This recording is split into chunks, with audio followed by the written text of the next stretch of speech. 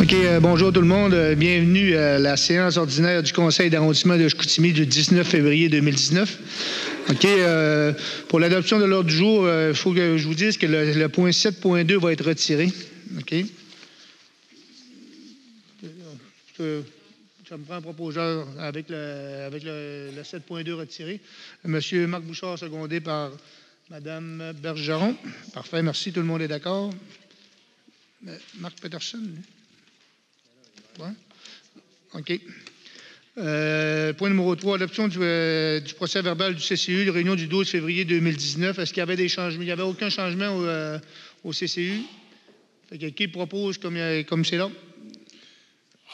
Vous demandez l'adoption du CCU, M. le Président? Oui. Mais l'adoption du procès verbal, ce n'est pas l'ordre du jour qu'on vient d'approuver. Vous avez sauté le 2. Ah, le 2. L'adoption de la séance ordinaire du 22 janvier, vous avez raison, excusez. Séance ordinaire du 22 janvier 2019, qui la propose? Il n'y avait pas de changement. M. Bouchard, secondé par Mme Bergeron. Merci. Tout le monde est d'accord? OK. 3. Adoption du procès verbal du CCU, réunion du 12 février 2019. Proposeur. M. Côté, secondé par M. Potvin. Merci. Il n'y a pas de questions. Parfait.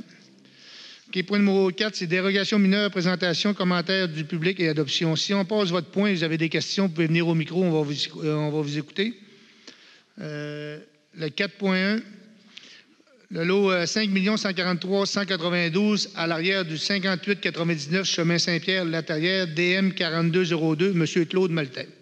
Ça vise à autoriser une aire constructible avec une marge latérale de 5 mètres au lieu de 20. C'est pour un terrain en arrière-l'eau. La marge latérale, on le voit à l'écran, là, ici. Parfait. Qui le propose? M. Potvin, secondé par M. Peterson. Merci, tout le monde est d'accord. OK, le 4.2, c'est le 3841 rang Saint-Paul, Chicoutimi, DM 4203, la ferme Ouellet Savard Incorporée. C'est pour autoriser le lotissement d'un terrain d'une superficie de 1755,8 m² au lieu de 2000 m². Parfait. Qui propose? Y a-t-il des questions? Y a-t-il des interventions? M. Potvin, secondé par Mme Bergeron. OK. M. Peterson demande le vote. Qui est pour? Tout le monde est pour. M. Peterson est contre. OK. Juste pour dire qu'on a compris, on a eu comme une doléance des citoyens, mais vu que le CCU nous avait recommandé de le passer, tout ça, on a continué le projet. Oui. Mme Bergeron. OK. 4.3, 315 rue Hôtel de Ville, Chicoutimi, DM 4205, Thibault Immobilière Incorporée. C'est pour autoriser l'installation d'une enseigne au mur sur la façade au-dessus des fenêtres du 3e étage. Parfait. Qui le propose? M. Bouchard, secondé par Mme Bergeron. OK. Le 4.4 est différé. OK. Faut-tu que je le lise pareil? Non? C'est vous? Oui.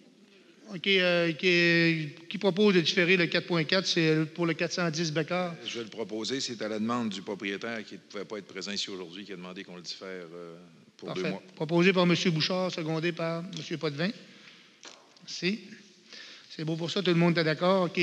Point numéro 5, avis de motion et adoption du premier projet de règlement. Le projet de règlement ayant pour objet de modifier le règlement de zonage numéro VSR 2012-3 de la ville de Saguenay, soit la zone 37 571 rue du Sauvignon.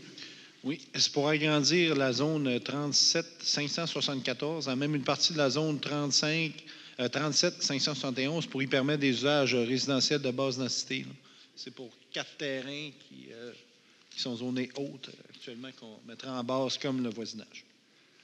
Parfait, merci. Proposé par Mme Bergeron, secondé par M. Peterson. Excellent. En passant, j'ai oublié de vous présenter ceux qui nous accompagnent. M. Martin Dion, urbaniste, M. André Martin, directeur de l'arrondissement, et Mme Annie-Jean, greffière. OK. Point numéro 6, consultation publique et adoption du deuxième projet de règlement. Okay. S'il y en a encore qui ont des questions, vous pouvez venir au micro. Projet de règlement ayant pour objet de modifier le règlement de zonage numéro VSR 2012-3 de la ville de Saguenay, soit la zone 64 360 au coin des rues Price, Est et Sainte-Anne.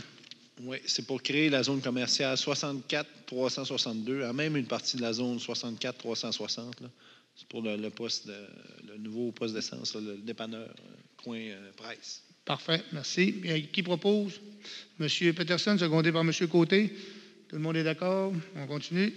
OK. 7, adoption de règlement, le 7.1. Règlement numéro VSRU 2019-38, ayant pour objet de modifier le règlement de zonage numéro VSR 2012-3 de la Ville de Saguenay, soit la zone 64-860. Oui, c'est pour autoriser la vente au détail de médicaments, soit une pharmacie là, sur le boulevard Talbot, sur l'ancien Deauville. Parfait. Qui propose? M. Bouchard, secondé par M. Potvin. Merci. OK, le 7.2 a été retiré tantôt, ça s'est fait. Le 7.3, ce que vous avez, là, je trouve que c'est pas ça ressemble, là, mais il y avait une petite erreur. Là. OK, le 7.3, c'est le règlement VSRU 2019-40, ayant pour objet de modifier le règlement de zonage numéro VSR 2012-3 de la Ville de Saguenay, soit la zone 65-854, boulevard Talbot et rue des Cyclistes. Oui, ça vise à autoriser la restauration offrant des repas rapides à l'usage 58-12 dans la zone 65-854. C'est où le projet Luxor, là, ici. Oui, le projet Luxor, merci. M. Bouchard propose, secondé par M. Côté. Oui, merci. OK, le 7.4. Règlement numéro VSRU 2019-41 ayant pour objet de modifier le règlement de zonage numéro VSR 2012-3 de la Ville de Saguenay, soit la zone 63-500 boulevard de Tadoussac. Oui, ça vise à autoriser la classe d'usage divertissement commercial, la classe d'usage S4 services particuliers et les usages spécifiques industrie d'impression commerciale et industrie d'impression de formulaires commerciaux et autres industries d'impression dans la zone 63-500, sur le boulevard Tadoussac. Enfin, merci. Qui propose? M. Côté, secondé par M. Peterson. Tout le monde était d'accord? Oui. Le 7.5, règlement numéro VSRU 2019-42, ayant pour objet de modifier le règlement de zonage numéro VSR 2012-3 de la Ville de Saguenay, résidence de tourisme. Oui, ça vise à autoriser à titre d'usage complémentaire les usages d'habitation, résidence de tourisme, les Airbnb, pour les classes d'usage d'habitation H1, H2, H3 et H4 dans plusieurs zones là, du centre-ville de Chicoutimi. Ici, comme on voit là, à l'écran. Parfait. Proposé par M. Bouchard, secondé par Mme Bergeron. Merci. Tout le monde était d'accord. 8, demande de PPC-moi. Le 8.1, projet particulier de construction, de modification ou d'occupation d'un immeuble pour le 3120 boulevard Talbot pour le 9162-9360 Québec Inc. Je sais pas mon dossier final. Non, c'est l'entreposage. Hein? C'est l'entreposage. C'est l'adoption finale. Oui. C'est l'adoption, c'est pour autoriser l'entreposage extérieur, c'est ça, là, pour puis les aménagements, l'agrandissement projeté aussi à 5,7 mètres en marge arrière. Au 3120 boulevard Talbot. Ouais, c'est ça. OK. Excellent. Proposé par Mme Bergeron, secondé par M. Potvin. Merci. Tout le monde était d'accord. Okay. Aide financière aux organismes, on avait le tableau que vous avez. Après ça, on avait quelque chose à rajouter dans le tableau. Dans le tableau, j'en avais deux à corriger. Là. J'avais le 000719, c'est AFEAS local Sainte-Claire. Il fallait rajouter, un petit peu. C'était l'ensemble des activités en 2019, demande incluant l'activité de 2018 du 12 le 16. OK? Puis dans le 000728, j'avais à l'allocation de la salle communautaire en 2019 à rajouter. OK? Ça, c'est fait pour ça. Puis on avait une coupe d'ajouts. On avait les Chevaliers de Colomb, c'était 500 $ du D07, Marc Peterson. Monsieur Beaulieu, ils n'ont pas changé les noms, mais on est encore des numéros. Comité civil de l'escadrille 634 de Jonquière, c'est 50 $ M. Peterson, 100 $ M. Côté, 100 $ Michel Tremblay, 50 $ Mme Bergeron, 50 $ M. Bouchard et 100 $ M. Potvin. OK, Corporation Rire et Guérir, c'est les clowns soleil. On donnait 1 200 $. Il y avait 300 $, M. Peterson, 200 $ Michel Tremblay, 100 $ Mme Bergeron, 100 $ M. Bouchard et 500 $ M. Potvin, pour un total de 1 200. Et le dernier, c'est les œuvres du Rotary Saguenay, 200 $ de M. Côté. C'est ça? J'ai demain avec les numéros, j'y vais, là, mais je ne suis pas pire. OK. Qui propose des aides aux organismes? Mme Bergeron. OK, on avait deux ajouts. Okay. École de cycle Jolipré, c'était 4 300 $, 2 000 $ de M. Potvin et 2 300 $ de projets spéciaux. Ça, on a un budget de projets spéciaux cette année. On le rajoute là-dedans, c'est 4 300 $. Et le chantier du Père Alex, c'est 2 000 $. 1 000 $ de M. Peterson et les 5 autres conseillers, 200 $ chacun. C'est pour un total de 2 000. Qui propose les aides aux organismes? Mme Bergeron, secondée par M. Potvin. Merci. OK, là, on va aller au...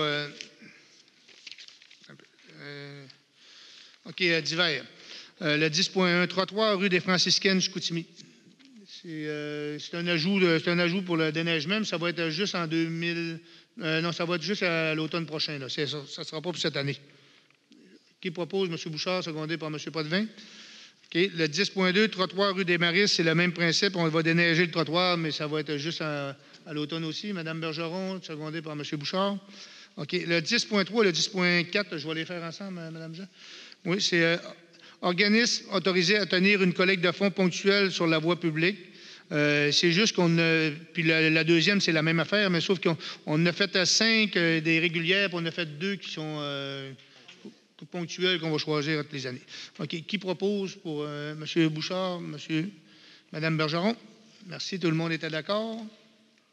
OK. Et le 10.5, stationnement de l'hôtel de ville, enlèvement de stationnement réservé, véhicules de police, service des travaux publics. On enlève une case, 2 cases en stationnement de l'hôtel de ville. OK, ici. Ouais. C'est beau, qui a proposé par M. Bouchard, secondé par. On va rester de ce bord-là. Mme Bergeron. Bienvenue. Okay. J'avais 2 autres petits points. La rue Alma, enlèvement de signalisation, défense de stationner, service des travaux publics. M. Bouchard propose, secondé par M. Peterson.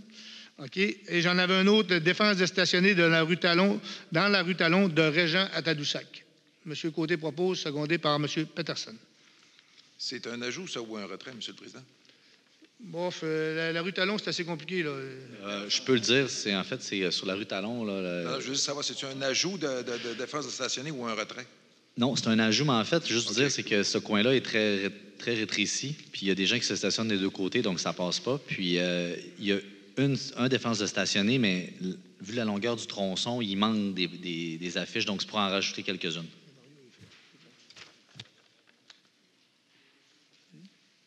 Il n'y a plus rien, hein? OK, le Varia, le point 11, le Varia, je l'avais, il était comme fait au travail? Oui. Alma, il était fait, tout ça, OK. Point 12, période d'intervention des membres du Conseil. Est-ce qu'il y en avait qui voulaient prendre la parole ou tout est beau? Oui. Monsieur Côté? Oui, je voudrais mentionner quelque chose.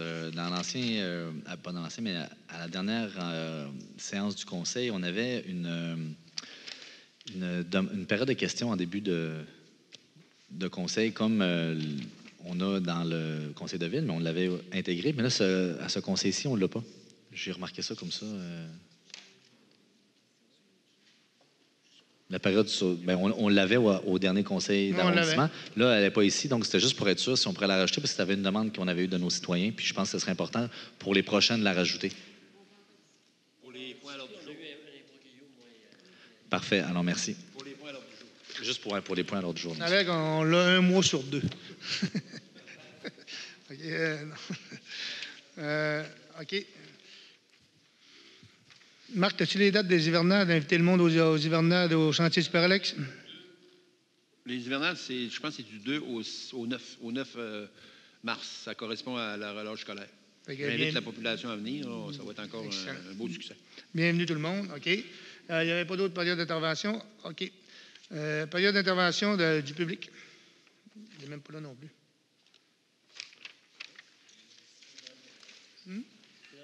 OK. OK, la prochaine séance du Conseil aura lieu le 19 mars 2019 à 16 h à la même place. OK. Est-ce qu'il y a des publics qui veulent nous parler?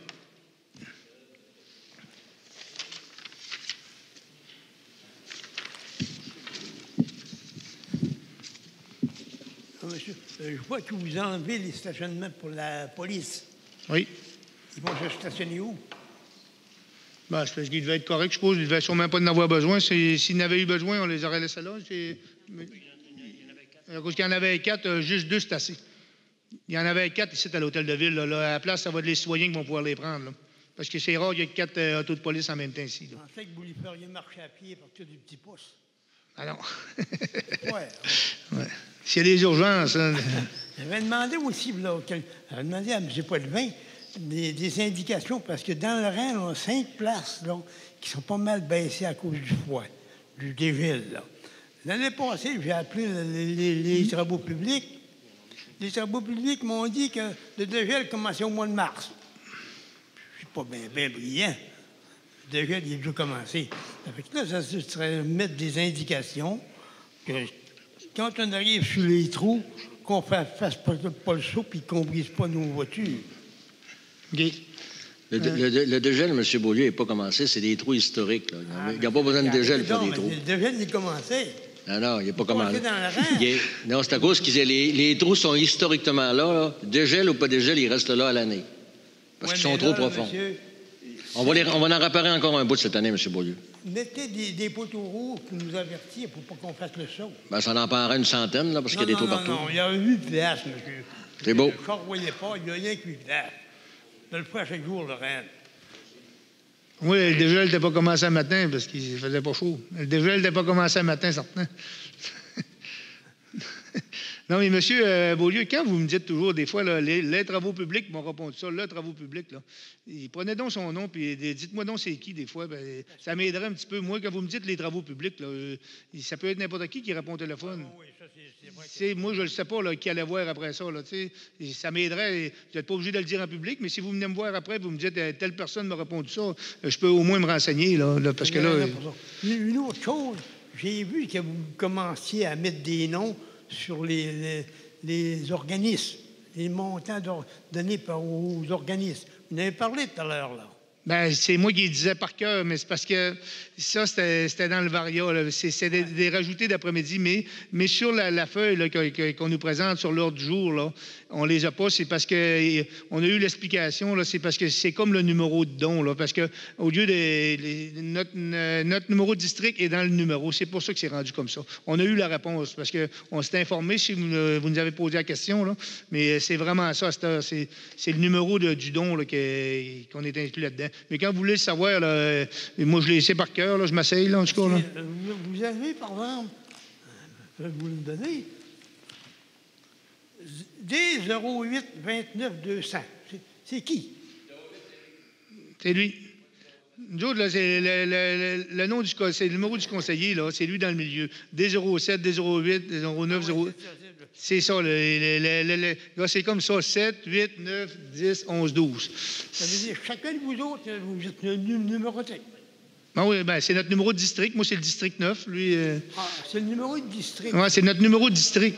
Mais ça veut dire que celui qui a donné... Ils sont marqués en plus en bas de le nom. M. Michel Potvin, district numéro 12. C'est correct, mais je veux voir le nom puis de celui qui a donné pour tel organisme.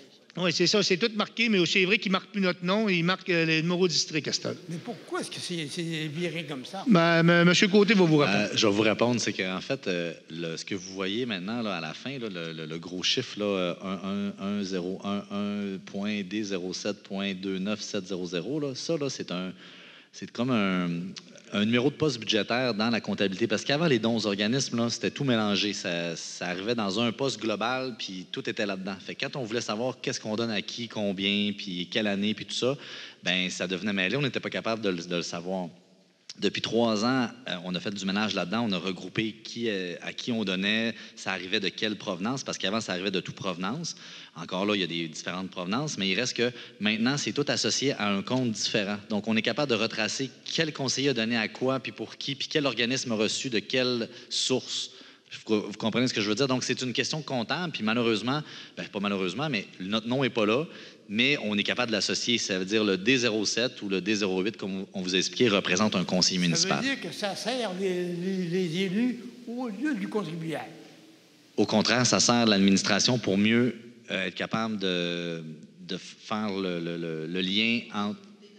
C'est ça, puis on est limité dans nos dons parce qu'on a des nouvelles limites. Donc, c'est pour savoir qui donne quoi à qui, puis quand est-ce, puis c'est juste une meilleure gestion, en fait, et traçabilité des dons qu'on fait. Parce que vous dites que ça fait 3 ans. Ça fait pas 3 ans, c'est juste depuis... Non, ce que je veux dire tout à l'heure, c'est que ça fait 3 ans qu'on a commencé à faire du ménage et là, cette année, cette nouvelle manière de faire là fait en sorte que la comptabilité est capable de retracer plus facilement les dons qui sont faits à gauche et à droite. Si j'ai écrit à vide, puis je dis le numéro D10, dites-moi comment je t'ai donné, puis telle date, puis l'adresse du monsieur qui l'a eu. Ils vont savoir exactement qui puis quand est-ce. Oui. Eh bien, merci. Merci, M. Beaulieu. Oui, bonjour, Dominique Gagnon. J'avais 2 interventions, puis la première, M. Simon-Olivier Côté, vous y avez répondu là, concernant les points à mettre, les interventions sur les questions de l'ordre du jour en début de séance. Fait que j'étais surpris de voir que ce n'était pas sur l'ordre du jour. Je pense que ça avait déjà été discuté. Effectivement, merci. L'autre point, peut-être, ça s'adresse plus à M. Potvin. J'aimerais qu'on revienne un petit peu là, sur le budget, l'augmentation des taxes et tout. Dernière séance du Conseil, ça avait été là, discuté un petit peu concernant la méthode de calcul comme telle. Et puis, ce qui nous avait été avancé à ce moment-là par Mme Néron, c'est qu'il y avait une méthode qui était un peu comme imposée par le gouvernement.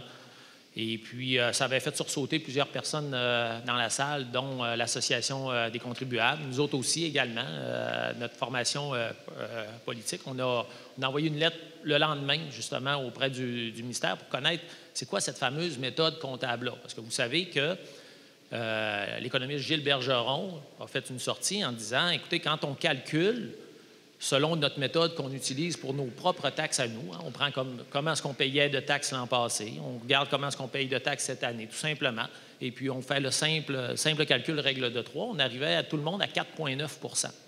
Alors là, on s'était fait répondre au Conseil, et puis même par communiqué de presse aussi, de la mairesse, que finalement, il y avait une méthode comptable autre, et puis qu'en utilisant cette autre méthode-là, imposée par le gouvernement, à ce moment-là, qu'on arrivait à 3,9. Alors moi, j'aimerais ça comprendre vraiment c'est quoi votre méthode qui diffère de celle de l'économiste, qui diffère de celle du Parti citoyen, qui diffère également de celle de l'Association des contribuables, puis qui diffère surtout de celle que le citoyen utilise dans son propre calcul. Bon. Monsieur Gagnon, comme d'habitude, c'est de la désinformation. Je vais vous expliquer bien comme il faut comment ça marche. D'abord, c'est la même méthode depuis 2005. Donc, si nous autres, on ne fait pas ça correct, depuis 2005, ce n'est pas correct. Ce qu'a dit le monsieur du gouvernement, là, le sous-ministre, qui a dit... M. Croteau, oui. M. Croteau, dans ce qu'on utilise, là, la tarification, le taux de taxe, des nouvelles taxes, oui, on a le choix de faire ce qu'on veut. Nous autres, on part d'une manière de faire, là, je n'irai pas dans les détails mathématiques, là, on part de 209 000. M. Bergeron, il dit qu'on pourrait partir de 206 000. C'est vrai. Le point de départ, c'est ça qui fait toute la différence. D'ailleurs, la dernière phrase de M. Croteau l'explique bien. La différence entre l'ACS et nous autres, c'est le point de départ. La dernière phrase, là, c'est ça, c'est le point de départ. Sauf que nous autres, on part tout le temps de la même place depuis 15 ans. On part tout le temps de la même place depuis 15 ans. Quand il arrive l'application, nous autres, on a Raymond Chabot qui fait l'application. C'est un travailleur, un autonome qui fait ça. Il est à Montréal. Il s'appelle, je ne m'en souviens plus de son nom. En tout cas, il travaille pour Raymond Chabot. Lui, il applique selon la réglementation gouvernementale, selon les articles 84. Je ne me souviens plus des détails, là. Mais on a un document là-dessus que je pourrais vous fournir qui explique très bien la manière on respecte toutes les lois et règlements du gouvernement du Québec à la lettre. Le bout de M. Croteau, ce qu'il parle, on aurait pu choisir autrement. C'est vrai, on aurait pu partir d'une autre manière. Tout est légitime au niveau du point de départ. Nous autres, on part de la même place depuis 15 ans et on applique les lois et règlements du gouvernement du Québec. C'est là qu'on parle de règles. C'est au niveau de l'application. C'est ça qu'il a fait. M. Bergeron, quand on l'a rencontré, il a admis que lui, il partait d'une autre manière, mais qu'il aurait aimé mieux qu'on parte de cette manière-là. C'est son opinion. Mais là, M. Bergeron, là, son opinion, là, bien, c'est son opinion que ça reste là. Nous autres, on lui a tout expliqué, mais il ne voulait pas entendre. Puis il aurait pu corriger s'il aurait voulu, mais monsieur ne voulait pas. Bon, c'est correct, il ne veut pas. M. Croteau, quand on lit comme il faut ces éléments, c'est très bien expliqué.